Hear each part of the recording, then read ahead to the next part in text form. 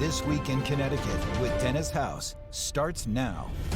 Welcome to This Week in Connecticut. Greetings, everyone. I'm Dennis House. Cracking down on people putting kids in danger by passing school buses. We're joined by the Commissioner of the Department of Motor Vehicles, Tony Guerrera. Election 2025, a preview with columnist Kevin Rennie. And also meet podcaster Jared Kotler, who covers Yukon, and that's not all. First up on This Week, the lead, the dangers on the roads as the DMV cracks down on drivers who illegally pass school buses. Joining me now is the Commissioner of the Connecticut Department of Motor Vehicles, Tony Guerrera. And thank you so much, Commissioner Guerrera, for being on the program. Thank you for having me, Dennis. Always good to see you. And today we're going to talk about school buses because it's School Bus Safety Week. Yes, it is. What's the message you want people who are watching today to know?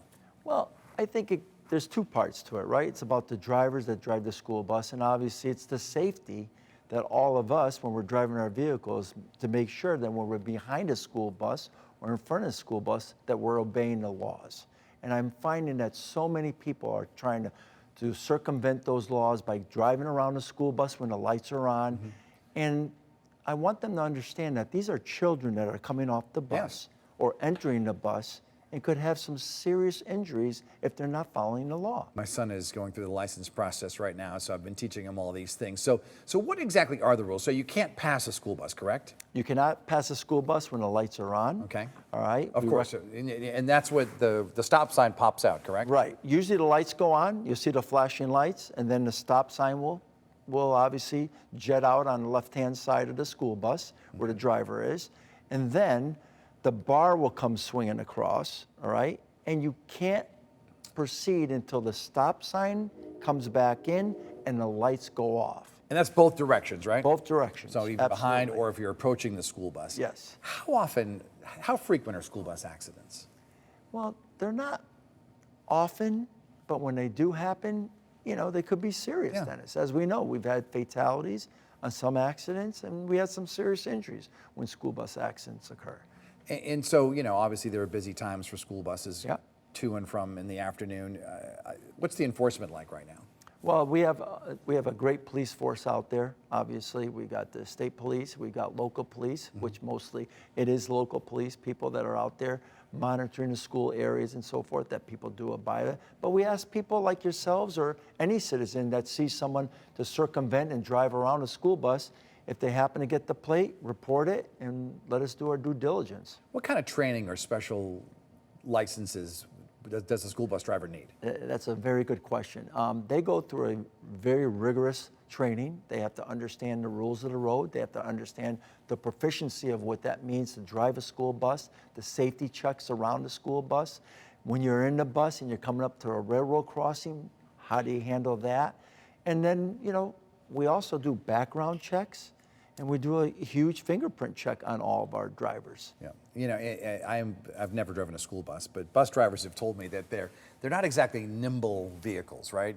No. The turning radius is larger, things like that. What else should people know? I just think, again, that when you're behind a school bus, be prepared to stop.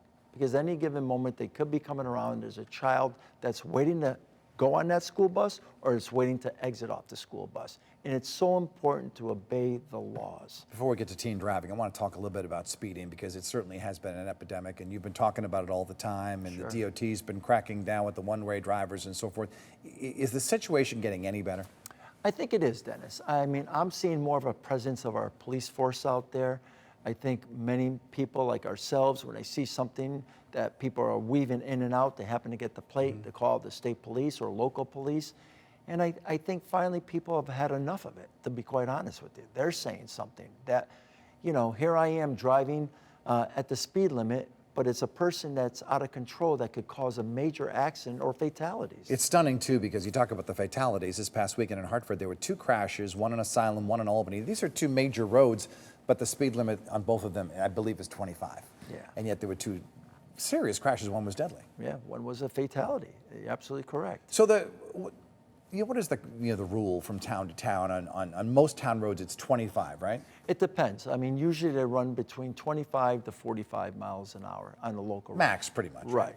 And then you get your 50 if it's a state-run road that goes through the town, like whatever it may be. A New Britain Avenue, say in Rocky Hill, might be a 45. But something that's a state road might have a higher speed limit. Like the South State Highway or something? Exactly. But local roads are usually between 20 to 40 or 45. As I'm teaching my son, not everyone uses the crosswalk, and people sometimes step up behind cars, so you really have to be.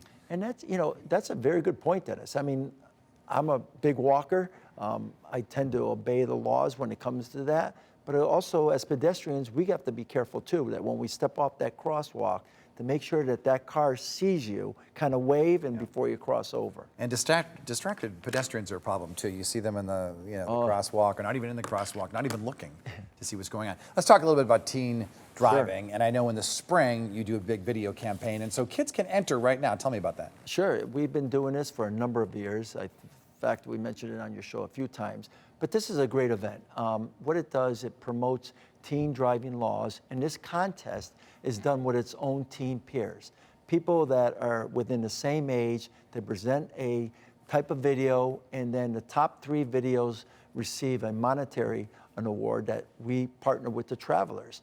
And the governor, Governor Lamont is huge in regards to making sure that we keep doing things like this that prevent accidents and make sure that teens understand the rules of the road. Do teens cause the majority of the crashes? No, not really. Okay. In fact, the fatalities have dropped because since of the 2022. I mean, after COVID hit, we had a little bit of a spike, Dennis, but we're seeing it now back on the decline because of parents talking to their kids, video contests and awareness that are out there. So how do kids get involved in this video contest? They can obviously go on our website. They can call Ernie Bertolfi from the DMV. Local schools ringing off the hook this week. That's it. And local schools know about it because Ernie's out there, Bertolfi is out there working with a lot of schools and a lot of people that put this together with the travelers. And it's going to be a big event, and we're excited about doing it. And the incentives are pretty good. $26,000 that's spread amongst the winners. That's not bad at all. That's not bad at all. But the most important thing, Dennis, is that it's their own peers that are doing this. As parents, we can say whatever we want, but sometimes when they hear it from their own friends and they see it and they talk to them, it has a big effect on them. So the age for driving in Connecticut is 16 for a permit and 16 and a half roughly for a license. How does that compare to other states? Oh, we're right in the same, basically it's about the same across the United States here. Okay. Let's talk a little bit about licenses because I know over time you've been trying to streamline the process to renew licenses and things like that. Where does that stand right now? We had the Real ID. As you know, back in the summer, we had a huge bump in that. A lot of people were scrambling to get the Real ID. Now we're seeing a decline in that. For the majority, we're almost close to 78% of the majority of citizens in Connecticut have the Real ID compliant. So we're starting to see that appointments are back out there, and people can also walk in the mornings if they want to get something done. And a while back, the governor had said that he wanted to be able to have the driver's license in the Apple Wallet. Where does that stand? Because 10 states do it roughly, right? Yeah, right now it's about 7 to 10 states. We are going to be announcing hopefully something very soon. But you can announce it here if you want. Well, again, I'll let the governor do that. Okay. All right, when it's ready. But again, I think that those states that did it were the first ones to come out with that mobile ID. Had some difficulties, Dennis, with TSA, so they had to go back and readjust what the programs are, the safety concerns. So it was good that we Connecticut waited a little bit before we did this to iron out all the bugs. The most recent new license plate that the state has added is the pizza plate. How is that selling? Oh, it's a big one. And that goes to food share, correct? Absolutely. Well, it doesn't go to food share. Well, there's a portion of it, right? I think in this legislative session, they're looking to put some of that money into that food share. But again, people are buying them off the shelves right now. Good to hear. All right. The Commissioner of the DMV, Tony Guerrera, thank you so much for being with us on the program today. Thank you for having me. As always. And when we come back, a preview of Election Day coming up.